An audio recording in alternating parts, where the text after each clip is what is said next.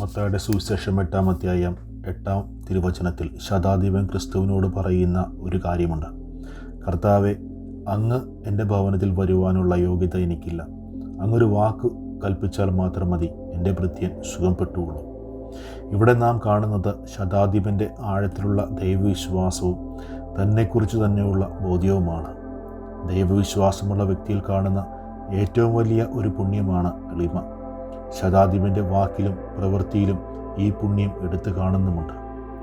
ദൈവ തിരുമനസ്സിൻ്റെ മുമ്പിൽ എളിമയോട് നിൽക്കുന്നവനാണ് യഥാർത്ഥ ദൈവവിശ്വാസിയും ദൈവസ്നേഹിയും.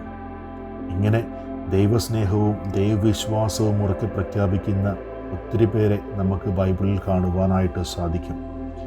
ദൈവപുത്രനായ ക്രിസ്തു വിശ്വസിച്ചുകൊണ്ട് സ്നാപയോഹന്നാൻ ലോകത്തിനോട് വിളിച്ചു പറയുന്നത് ഇപ്രകാരമാണ്: അവൻ വളരുകയും ഞാൻ കുറവുകയും വേണം. ദൈവസ്നേഹം തിരിച്ചറിഞ്ഞ പൗലോസ് തൻ്റെ ജീവിതത്തിലൂടെ ലോകത്തിനോട് വിളിച്ചു പറയുന്നത് ഇപ്രകാരമാണ്: ഞാൻ ക്രിസ്തുവിനോടുകൂടി ക്രൂശിതനായിരിക്കുന്നു. ഇനിമേൽ ഞാനല്ല, ക്രിസ്തുവാണ് എന്നിൽ ജീവിക്കുന്നത്. പ്രിയമുള്ളവരെ, എളിമയെന്ന പുണ്യത്തിൽ നമ്മൾ വളരുവാനായിട്ട് പരിശ്രമിക്കുമ്പോൾ നാം നമ്മുടെ ജീവിതത്തിൽ ദൈവത്തിന് പ്രഥമസ്ഥാനം കൊടുക്കുന്ന വ്യക്തികളായിട്ട് മാറുന്നു. രണ്ടാമതായിട്ട് ശതാധിപനിൽ കാണുന്ന പ്രത്യേകത തൻ പാപിയാണെന്നുള്ള ഒരു അവബോധമാണ്.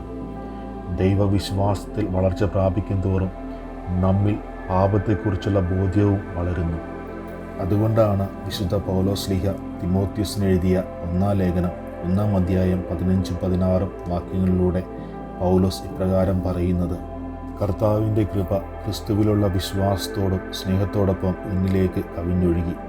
തുടർന്ന് പൗലോസ് പറയുന്നത് പ്രകാരമാണ്: പാപികളിൽ ഒന്നാമനാണ് ഞാൻ. ആഗമനകാലത്തിൻ്റെ ആരംഭ ദിവസങ്ങളിലായിരിക്കുന്ന നമ്മൾ ദൈവത്തിനോട് പ്രാർത്ഥിക്കേണ്ടതും ജീവിതത്തിൽ പ്രാവർത്തികമാക്കുവാനായിട്ട് പരിശ്രമിക്കേണ്ടതും 2 കാര്യങ്ങളാണ്.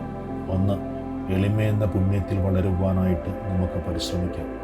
2, ജീവിതത്തിൽ വന്നു പോയിട്ടുള്ള എല്ലാ പിഴവുകളെയും ഓർത്ത് മനസ്തപിച്ച് ദൈവത്തിരുമുമ്പാകെ ഏറ്റുപറഞ്ഞുകൊണ്ട് വിശുദ്ധിയിൽ ജീവിക്കുവാനായിട്ട് നമുക്ക് പരിശ്രമിക്കാം. ഇങ്ങനെ ജീവിക്കുവാൻ സർവശക്തനായ ദൈവം നമ്മെ ഓരോരുത്തരെയും അനുഗ്രഹിക്കട്ടെ. ആമേൻ.